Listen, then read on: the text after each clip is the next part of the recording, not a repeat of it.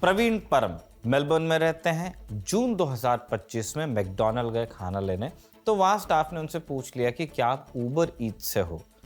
ये एक food delivery service है। प्रवीण कहते हैं कि भारतीयों को ऑस्ट्रेलिया में प्रायः इस तरह के कामों से जोड़कर देखा जाता है, उनका मजाक उड़ाया जाता है। अब देखने में छोटी सी बात लग सकती है, लेकिन यहाँ मामला गलत फहमी का नहीं था। ये कैजुअल रेसिज्म है। जब अपनी गोरी चमड़ी पर अभिमान बचपन से आप में भरा जा रहा हो, तो आपको मालूम ही नहीं चलता कि आप कब किसका अपमान कर रहे हैं। जैसे मेलबर्न के उस मैकडी स्टाफ को शायद आइडिया भी नहीं होगा कि उसने जो कहा वो नस्ल भेदी था, रेसिस्ट था। ये जून की घटना थी। अब आइए जुलाई 2025 पर। 19 जुलाई को 23 साल के भारतीय छात्र चरणप्रीत सिंह का एडिलेड में कुछ लोगों से पार्किंग को लेकर झगड़ा हो गया। ऑस्ट्रेलिया के 9 न्यूज़ ने रिपोर्ट किया कि चरणप्रीत को एडिलेड के बीचों बीच किंटोर एवेन्यू पर मार मार कर अधमरा कर दिया गया और फिर मरने के लिए छोड़ दिया गया। पिटते हुए चरणप्रीत के कानों में एक वाक्य गूंज रहा था, बगर ऑफ इंडियन। मीडिया लाइन की मजबूरी न होती तो हम आपको बता देते कि बगर की जगह एक्चुअली क्या कहा गया था। एफ से शुरू होने वाला शब्द है, के पर खत्म होता है। ये कैजुअल रेसिज्म नहीं था, सीधा सीधा एक रेसिस्ट अटैक था, नस्लीय हमला। इस वाक्य के कुछ दिनों बाद ही एडिलेड के ही स्वामीनारायण मंदिर पर लिख दिया गया, go home star star star, फिर से गाली। यही बात 2 एशियन रेस्टोरेंट पर भी लिखी हुई थी। जुलाई से अब अगस्त के वाक्य पर आइए। ऑस्ट्रेलिया के विक्टोरिया में पढ़ने वाले मैरी बायनोंग के नाम एक किस्म का रिकॉर्ड था। मैरी बायनोंग एक शहर का नाम है। यह ऑस्ट्रेलिया के इस सूबे का पहला शहर था, विक्टोरिया का, जहां भारतीय मूल का कोई शख्स मेयर बना था। नवंबर 2024 में यह पद मिला प्रदीप तिवारी को। कुछ हफ्तों पहले प्रदीप का नाम जून 2024 में घटे एक डेंजरस ड्राइविंग के पुराने केस में आ गया। मतलब मामला प्रदीप के मेयर बनने का पहले का था। खैर, जब वारंट निकल गया तो प्रदीप के वकीलों ने कोर्ट से कांटेक्ट किया। जब तक मामला चल रहा है तब तक के लिए प्रदीप ने मेयर का पद भी छोड़ दिया है। इस बात के ऐलान के साथ प्रदीप ने जो फेसबुक पोस्ट लिखा है वो आपको देखना चाहिए। प्रदीप ने लिखा कि मैं समझ नहीं पा रहा कि पूरी इंडियन कम्युनिटी पर रेसिस्ट तंज क्यों कसे जा रहे हैं। जून, जुलाई, अगस्त ऑस्ट्रेलिया से 3 उदाहरण हमने आपको दिए। न भारतीय छात्र सुरक्षित, न मंदिर रेस्टोरेंट सुरक्षित और न भारतीय मूल का मेयर सुरक्षित। ये इक्का दुक्का हमने एग्जाम्पल्स कंपाइल नहीं किए। 31 अगस्त को पूरे ऑस्ट्रेलिया में मार्च फॉर ऑस्ट्रेलिया नाम की रैलियां निकाली गई। मकसद बताया गया एंटी इमिग्रेशन ड्राइव, यानी ऑस्ट्रेलिया से बाहर के लोग लौटें। लेकिन इन रैलियों का खास फोकस था भारत से हो रहे माइग्रेशन पर। रैली में लोगों का कहना था कि भारतीय बहुत बड़ी संख्या में ऑस्ट्रेलिया में आकर उनका कल्चर बर्बाद कर रहे हैं, उनकी नौकरियां खा रहे हैं, डेमोग्राफी बदल रहे हैं। बीते दिनों हम यूएस में भी कुछ इसी तरह की चीजें होते देख रहे हैं। हिस्पैनिक लोगों के बाद वहां इंडियंस टारगेट पर हैं। मागा पॉलिटिक्स H1B वीजा के पीछे पड़ा हुआ है। कहता है कि इस वीजा से सस्ते मजदूर मिल जाते हैं, जिससे अमेरिकन की नौकरियां जा रही हैं। कल तक ये बातें यूएस में होती थी, आज ये आग ऑस्ट्रेलिया पहुंच गई। जैसा हमने अभी बताया, 31 को जो रैली निकाली गई उसका नाम तो था मार्च फॉर ऑस्ट्रेलिया, यानी ऑस्ट्रेलिया की बेहतरी के लिए सरकार से मांगे मानी जा रही हूँ, ऐसा लगता है सुनने में। पर इस मार्च में सिवाय रेसिस्ट नारों के, सिवाय रेसिस्ट भाषणों के कुछ और नहीं था। यहाँ तक कि लोग जो अपने साथ तख्तियाँ लेकर आए थे उस पर भी भारतीयों के खिलाफ बातें लिखी हुई थी, नारे लिखे हुए थे। More Indians in 5 years then Greeks and Italians in 100। एक बड़ा चर्चित फ्लायर ये था, यानी 5 बरस में जितने भारतीय ऑस्ट्रेलिया आए हैं उतने तो 100 साल में ग्रीक और इटालियन नहीं आए। हम शो में आगे इस तरह के स्लोगन्स की और चर्चा करेंगे, पर एक बात समझने वाली है कि इस मार्च का मकसद सिर्फ बाहरी लोगों के आगमन को कम करना या रोकना नहीं था। असली समस्या सफ़ेद चमड़ी के बीच बढ़ते ब्राउन चमड़ी के अनुपात की है, क्योंकि ऑस्ट्रेलिया में सबसे ज़्यादा बाहर से आए लोग तो अंग्रेज हैं जो ब्रिटेन से आए।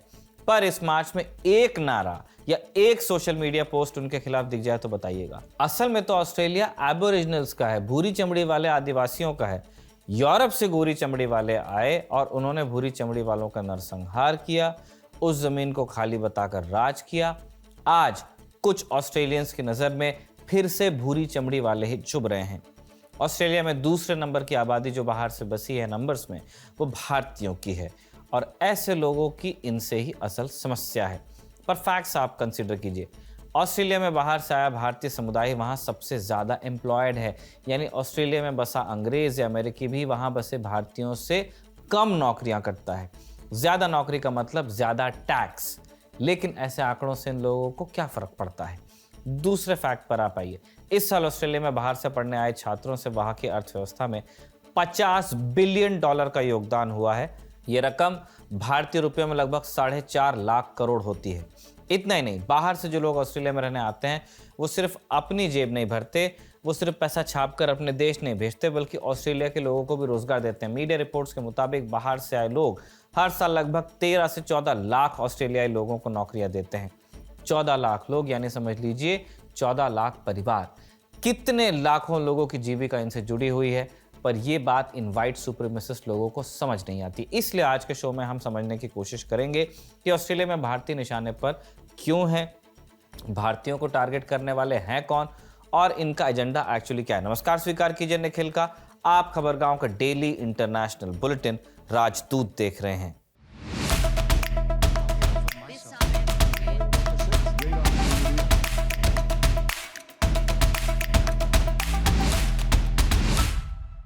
ऑस्ट्रेलिया पर आने से पहले हम उन 10 देशों के नाम आपको बताएंगे जहां भारतीय समुदाय के लोग रहते हैं नंबर्स के हिसाब से। पहला है यूएस, जहां लगभग 54 लाख भारतीय मूल के लोग हैं।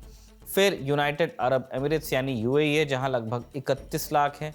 इसके बाद मलेशिया, जहां 29 लाख हैं। सऊदी अरब में 28 लाख हैं। म्यांमार में 20 लाख हैं। ब्रिटेन में 19 लाख हैं। कनाडा में 17 लाख हैं। साउथ अफ्रीका में भी 17 लाख हैं और श्रीलंका में लगभग 16 लाख भारतीय मूल के लोग हैं। इनमें वो लोग भी शामिल होते हैं जो वहां के नागरिक अब बन गए हैं। अब आप खुद बताइए, इनमें से ऐसे कितने देशों के बारे में आपने खबर सुनी है कि वहां भारतीयों के साथ भेदभाव हो रहा है? गौर करेंगे तो ऐसे देशों के नाम ज्यादा सुनने में आएंगे जहां सफेद चमड़ी वाले लोग रहते हैं और वहां की भी बड़ी आबादी संजीदा किस्म की होती है। एक छोटा धड़ा होता है, एक नॉइजी धड़ा जो इस तरह के काम करता है। ऑस्ट्रेलिया की कुल आबादी लगभग 2 करोड़ 72 लाख है और वहां लगभग 8.5 लाख भारतीय रहते हैं, यानी वहां की कुल आबादी में भारतीयों की उपस्थिति लगभग 3% ही है। कोविड को छोड़ दें तो वहां भारतीयों की आबादी हर साल बढ़ी है।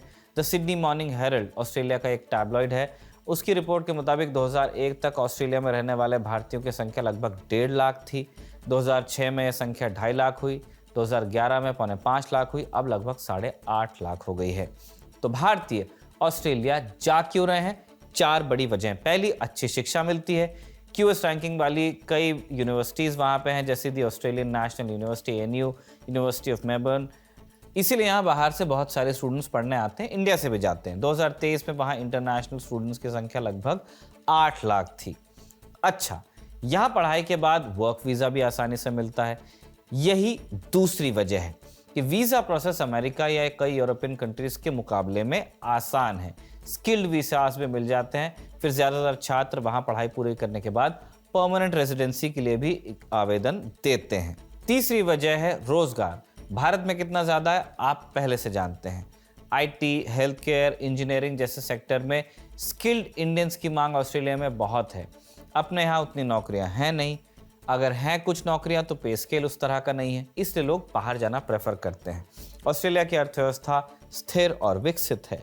आप एक घड़ी चीन की अर्थव्यवस्था को झटका लगा जैसी खबरें पढ़ लेते हैं, इधर से झटका उधर से झटका मंदी, पर ऑस्ट्रेलिया के संदर्भ में इस तरह की खबरें बहुत कम आती हैं क्योंकि वहाँ की अर्थव्यवस्था स्थिर है, ठीक चल रही है, एक डेवलप्ड इकोनॉमी है। चौथी वजह है बेहतर लाइफस्टाइल। भारत के मुकाबले साफ हवा, पानी और एनवायरनमेंट मिलता है।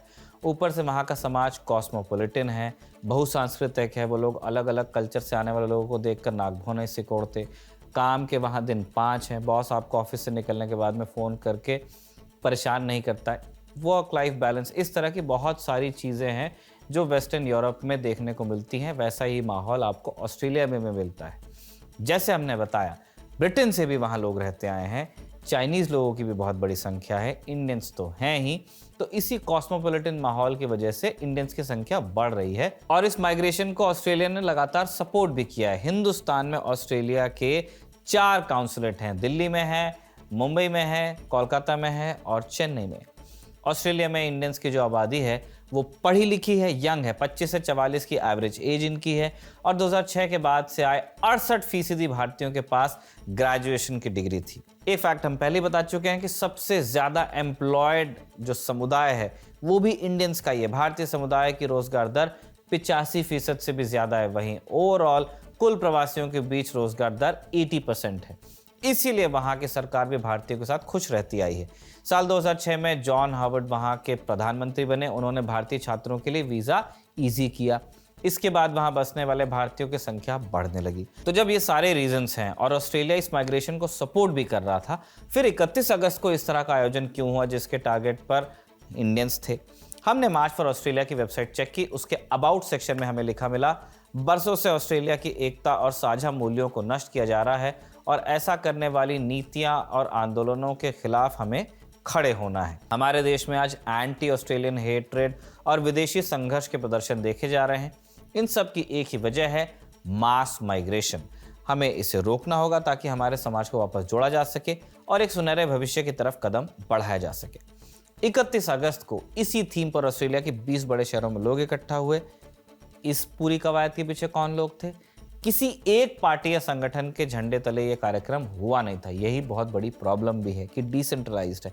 अलग अलग शहरों में अलग अलग नेता और पार्टी के लोग माइक संभालते देखे गए। सिडनी मॉर्निंग हेरल्ड की रिपोर्ट के मुताबिक बैक फ्रीडम नाम की एक डिजिटल क्रिएटर ने इन प्रदर्शनों की जिम्मेदारी ली है।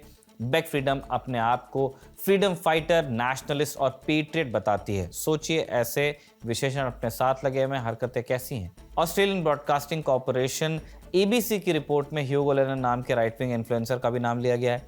कहा जा रहा है कि इस आयोजन में इसका भी हाथ था।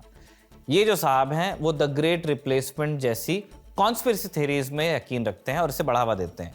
ग्रेट रिप्लेसमेंट थ्योरी कहती है कि वाइट नेशनलिस्ट को रिप्लेस करने के लिए दूसरे देशों से आबादी बढ़ाई जा रही है। ऑस्ट्रेलिया में, अमेरिका में, ब्रिटेन में जानबूझकर किया जा रहा है और ये एक षड्यंत्र है। ह्यूगो लेनन इस बात में भी यकीन रखते हैं कि सफ़ेद चमड़ी वाले लोग बेहतर होते हैं। ऑस्ट्रेलिया में एक रूढ़िवादी रेडियो होस्ट बेन फोर्डहैम हैं, वो भी इन प्रदर्शनों में आगे रही हैं। उनका कहना है कि लगभग 1,500 लोग हर हफ्ते हमारे देश में लाए जा रहे हैं ताकि सफ़ेद लोगों से उन्हें रिप्लेस किया जा सके। ऐसे में 3 साल में इन लोगों की संख्या 14 लाख हो जाएगी। इस तरह के लोग जो बात फैलाते हैं उनकी पोल ऑस्ट्रेलिया की सरकार के आंकड़े ही खोल देती है। वहाँ की सरकार का कहना है कि 2023-24 में लगभग 4.5 लाख लोग बाहर से आए।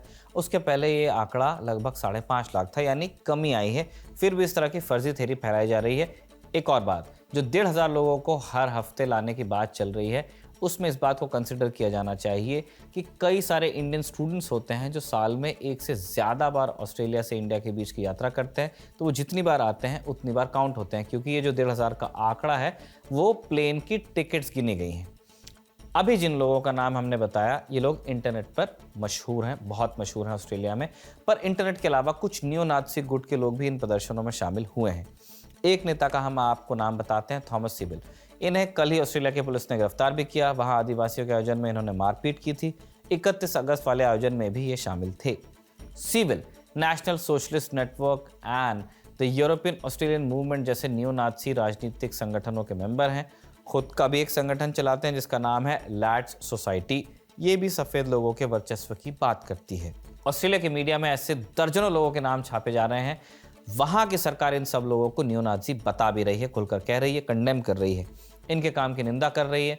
ऑस्ट्रेलिया के PM एंटनी अल्बनीज ने भी इस प्रदर्शन की आलोचना कर दी है। वो ऑस्ट्रेलिया की लेबर पार्टी से आते हैं जो कि एक लेफ्ट लिबरल लीनिंग की पार्टी है। इंडियंस पारंपरिक रूप से इस पार्टी के समर्थक माने जाते हैं। प्रदर्शन में शामिल हुए लोगों का कहना है कि अल्बनीज को भारतीय मूल के लोगों का समर्थन मिलता रहा है, इसीलिए अल्बनीज इनका समर्थन कर रहे हैं। ये ऑस्ट्रेलिया की बात हुई, पर पिछले कुछ वर्षों में इमिग्रेशन पर दुनिया भर में आपको इसी तरह की आवाज़ें उठती रही हैं। एलन मस्क का एक्स अकाउंट आप खोलिए और पिछले 1 हफ्ते के पोस्ट देखिए। दर्जनों पोस्ट ऐसे हैं जिनमें बाहर से लोगों के खिलाफ बातें लिखी हुई हैं। कुछ ब्रिटेन के हैं, कुछ जर्मनी के हैं, कुछ US के। मस्क के अलावा सोशल मीडिया पर सैकड़ों ऐसे अकाउंट्स मौजूद हैं जो इस तरह का माहौल बनाते रहते हैं। अक्सर पुराने वीडियो शेयर करके मौजूदा समय से जोड़ देते हैं। यूरोप में भी एंटी इमिग्रेशन प्लैंक पर वोट मांगने की परंपरा बढ़ रही है। इटली की मेलोनी, फ्रांस की लापेन ऐसे नेताओं में शामिल हैं जो बाहर से आए लोगों के खिलाफ कैंपेन में शामिल होते हैं। 2023 में हावियर मिले ने भी इस मुद्दे पर अर्जेंटीना का चुनाव जीता था और 2025 में इमिग्रेशन के नियमों को और कड़ा कर दिया था। सोचिए, अर्जेंटीना ने भी इमिग्रेशन सख्त कर दिया। वापस लौटते हैं ऑस्ट्रेलिया पर। 31 अगस्त को जो प्रोटेस्ट हुआ उसमें सीधे तौर पर भारतीयों को निशाना बनाया गया। कई तरह की फर्जी बातें लिखी गई। लॉजिबी नाम की एक यूजर ने तो लिख दिया कि भारत की सरकार ऑस्ट्रेलिया में भारतीयों के लिए 10 लाख घर बनाने जा रही है, जबकि ऑस्ट्रेलिया के लोग टेंट में रह रहे हैं। ये सुनकर आपको आइडिया लग गया होगा कि ये फर्जी खबर, सुन के ही आइडिया लगा होगा। हमने इसको चेक भी किया, आंकड़ा वाकई फर्जी है, खबर ही फर्जी है पूरी। पर हर कोई इस तरह खबरों का पता नहीं लगा पाता और इसी तरह सोशल मीडिया कैंपेन धीरे धीरे माहौल में तब्दील होते हैं। हमने भारतीयों के साथ पिटाई के उदाहरण शुरू में आपको दिए। इन्हीं लोगों के बीच से वो लोग भी आते हैं जो ऑस्ट्रेलिया दौरे के वक्त कतार लगाकर स्वागत करते हैं। क्या सरकार इन्हें लेकर ऑस्ट्रेलिया की सरकार से कुछ कहेगी? जब ऐसा कुछ होगा हम आपको जरूर बताएंगे। अंत में हम फिर वो बात दोहराना चाहते हैं जो कुछ दिन पहले भी हमने कही थी। ये जो दुनिया आप देख रहे हैं एक महाप्रवास का नतीजा है। मध्य पूर्व के रेगिस्तान में तीन बड़े धर्म पैदा हुए। आज इन्हें मानने वाले लोग उसी एक शहर में नहीं हैं, पूरी दुनिया में हैं। नेपाल में पैदा हुए सिद्धार्थ भारत आकर बुद्ध हुए और उनकी शिक्षा का पालन आज जापान में भी होता है। पोस्ट कार्ड लिखकर नहीं भेजे गए, लोग चलकर इतनी लंबी लंबी यात्राएं करते थे एक वक्त। इस तरह आज का नक्शा तैयार हुआ है। लेकिन पूरी दुनिया में जो निकम्मे नेता हैं जैसे ट्रंप अपने घटिया रिकॉर्ड को ढांकने के लिए mass immigration, demography change, culture shock जैसे मुद्दे खड़े करते रहते हैं और जो क्रोनी कैपिटलिस्ट हैं मस्त जैसे वो उनका साथ देते हैं। हर जगह एक ही पैटर्न है, पहले कोई प्रॉब्लम नहीं होती, अचानक एक आदमी बोलकर नफरती बातें करता है और आग लग जाती है और फिर हम लीगल इमिग्रेशन बनाम इलीगल इमिग्रेशन के पचड़े में पड़ जाते हैं। जबकि बात ये होनी चाहिए थी कि जो नेता बाहरी का डर दिखा रहे हैं उन्होंने घर में रहकर कौन सा पहाड़ तोड़ लिया। जवाब नहीं होता है, इसलिए बाहरी का डर दिखाने वालों को हमने निकम्मा कहा था। याद रखिए, नस्लीय राजनीति का समर्थन करना हमेशा महंगा पड़ता है क्योंकि हर जगह नफरती नेता एक लिस्ट लेकर बैठे हुए हैं। अमेरिका में हमारा नंबर हिस्पैनिक्स के बाद आया, ब्रिटेन में पाकिस्तानियों के बाद अगला नंबर हमारा ही है और ऑस्ट्रेलिया में हम नंबर 1 टारगेट हैं। तो याद रखें, कहीं भी किसी की भी नस्लीय राजनीति का समर्थन अंततः आपका नुकसान कर सकता है। इसी नोट पर राजदूत का आज का एपिसोड हम कंक्लूड करते हैं। इसे साजिद ने लिखा और इरशाद ने रिकॉर्ड किया। आप देखते रहिए खबरगांव।